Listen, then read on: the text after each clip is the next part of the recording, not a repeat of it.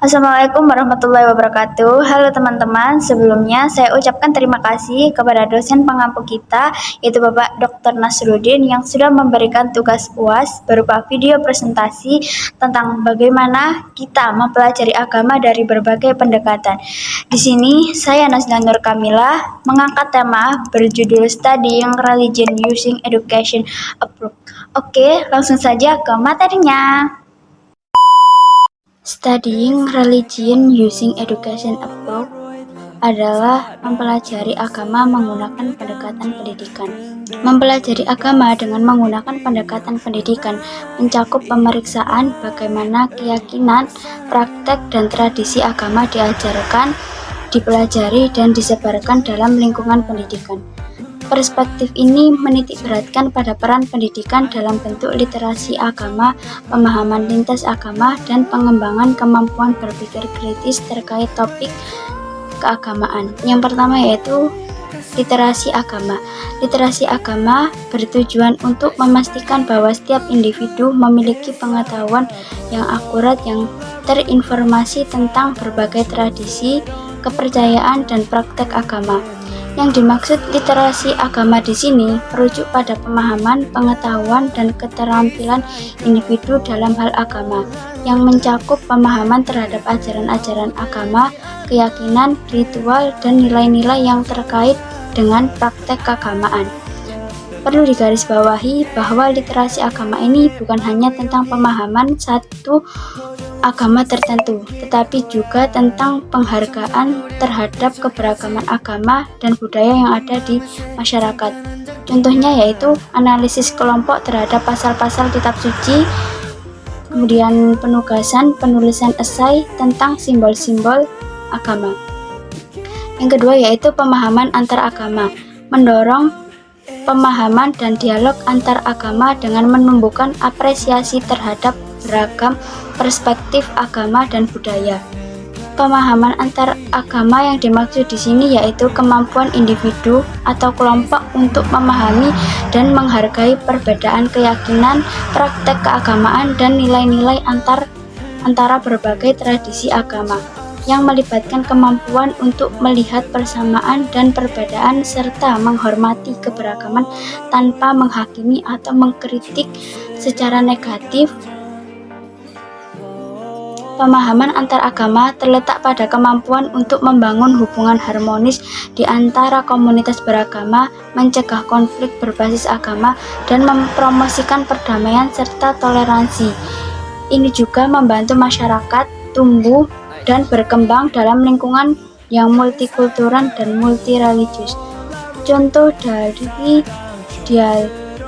dari pemahaman antar agama yaitu dialog antar agama dengan pertanyaan terstruktur dan proyek kelompok tentang perbandingan praktek ibadah. Kemudian yang ketiga yaitu kompetensi budaya. Berkontribusi pada kompetensi budaya memungkinkan individu untuk menavigasi keberagaman agama dengan hormat dan efektif. Kompetensi budaya yaitu kemampuan seseorang untuk berinteraksi dan bekerja secara efektif dengan individu atau kelompok dari berbagai latar belakang budaya. Yang hal ini mencakup pemahaman, penghargaan, dan keterampilan dalam komunikasi dan berkolaborasi dengan orang-orang yang memiliki nilai, norma, kepercayaan, dan praktek yang berbeda dari budaya kita sendiri. Contohnya yaitu kunjungan ke tempat ibadah, berbagai agama, dan kegiatan seni rupa yang merefleksikan keberagaman budaya. Yang kedua yaitu eksplorasi etis. Eksplorasi etis melibatkan diri dalam diskusi etis, membantu mereka mempertimbangkan dimensi moral dari keyakinan dan tindakan agama. Eksplorasi etis di sini merujuk pada penyelidikan atau eksplorasi suatu topik atau isu dengan memperhatikan dan menghormati nilai-nilai etika yang mencakup pendekatan mempertimbangkan dampak sosial, moral, dan hukum dari penelitian atau eksplorasi yang dilakukan. Karena bertujuan untuk memastikan bahwa setiap tindakan atau Kesimpulan tidak hanya bermanfaat secara ilmiah atau praktis, tetapi juga sesuai dengan norma-norma dan nilai-nilai etika yang diakui secara luas. Contoh dari eksplorasi etis yaitu proyek layanan masyarakat berbasis etika agama dan diskusi kelompok tentang dilema etis dalam konteks agama. Selanjutnya yaitu berpikir kritis. Berpikir kritis yaitu mendorong keterampilan berpikir kritis ketika menganalisis teks, praktik, dan konteks sejarah keagamaan mereka. Mereka tidak langsung menyimpulkan, tetapi melakukan penyelidikan dan analisis yang beralasan. Berpikir kritis adalah kemampuan untuk menganalisis, memutar, dan memikirkan informasi secara cermat, rasional, dan objektif. Ini melibatkan kemampuan untuk memahami argumen, mengidentifikasi asumsi, menafsirkan bukti, dan mencapai kesimpulan yang rasional. Dengan berpikir kritis akan membantu kita mengembangkan sudut pandang yang informasional dan mengambil keputusan yang terinformasi, serta membantu individu membangun keterampilan analisis yang kuat, membedakan fakta dari opini, dan menjadi pembaca atau penonton yang kritis terhadap informasi yang diterima. Contoh dari berpikir kritis yaitu debat kelompok tentang interpretasi teks suci, penegasan penelitian kritis tentang isu-isu keagamaan kontemporer. Selanjutnya yaitu konteks sejarah.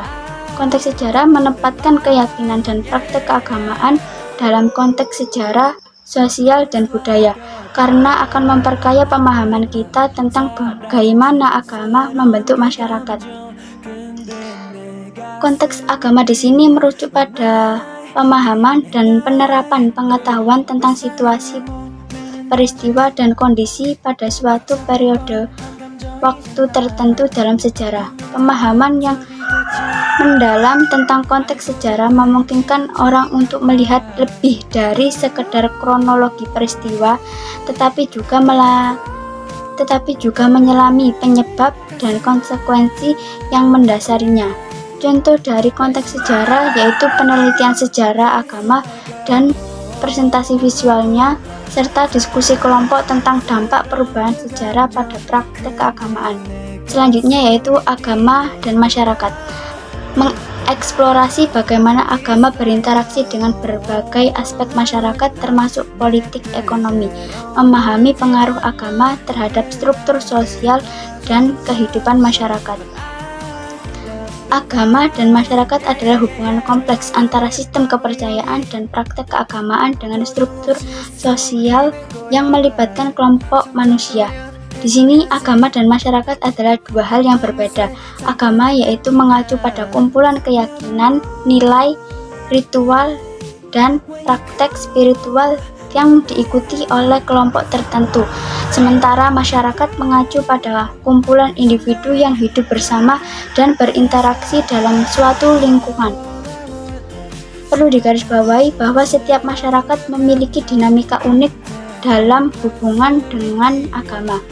Contoh dari agama dan masyarakat yaitu proyek riset tentang peran agama dalam pembangunan masyarakat dan diskusi kelompok tentang isu-isu sosial yang dihadapi oleh komunitas beragama. Selanjutnya yaitu kebebasan beragama. Membantu kita memahami pentingnya kebebasan beragama sebagai hak asasi manusia yang mendasar agar terciptanya toleransi yang sudah tercantum dalam pasal UUD. Kebebasan beragama adalah hak dasar individu atau kelompok untuk memilih, mengamalkan, dan menyatakan keyakinan keagamaan atau spiritual tanpa campur tangan atau tekanan dari pihak pemerintah atau pihak lainnya. Mencakup hak untuk memilih agama atau kepercayaan, berdoa untuk partisipasi dalam praktek-praktek keagamaan tanpa takut akan diskriminasi atau represi. Kebebasan beragama diakui sebagai hak asasi manusia yang mendasar dan dinyatakan dalam berbagai instrumen hukum internasional, termasuk Deklarasi Universal Hak Asasi Manusia. Hal ini memainkan peran penting dalam memastikan masyarakat yang inklusif, toleran, dan menghormati keberagaman keyakinan. Meskipun beragam kebebasan diakui secara luas, penerapan dapat bervariasi di berbagai negara atau konteks sosial. Contoh dari kebebasan beragama yaitu diskusi kelas tentang isu-isu kebebasan beragama di berbagai negara dan penulisan makalah refleksi tentang pentingnya menjaga kebebasan beragama. Selanjutnya yaitu perspektif global, memungkinkan kita untuk memahami dampak dari keyakinan dan praktek keagamaan di berbagai budaya dan wilayah. Perspektif global mengacu pada cara pandang atau sudut pandang yang melibatkan pemahaman terhadap isu-isu peristiwa atau informasi dari perspektif yang melintas batas-batas nasional atau lokal.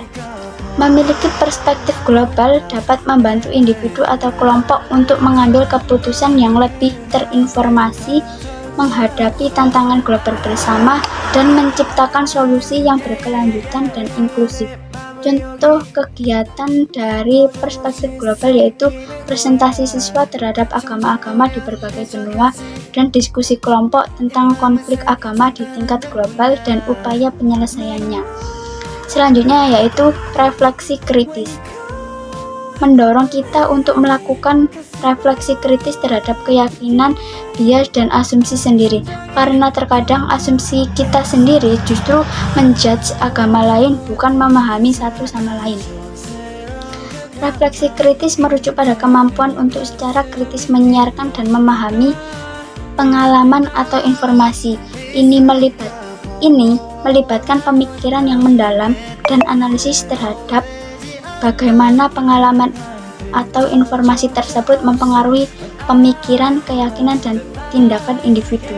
Refleksi kritis tidak hanya mencakup pandangan ke belakang untuk memahami pengalaman, tetapi juga melibatkan kemampuan untuk menggunakan pemahaman tersebut untuk mempertimbangkan pribadi dan pengembangan diri.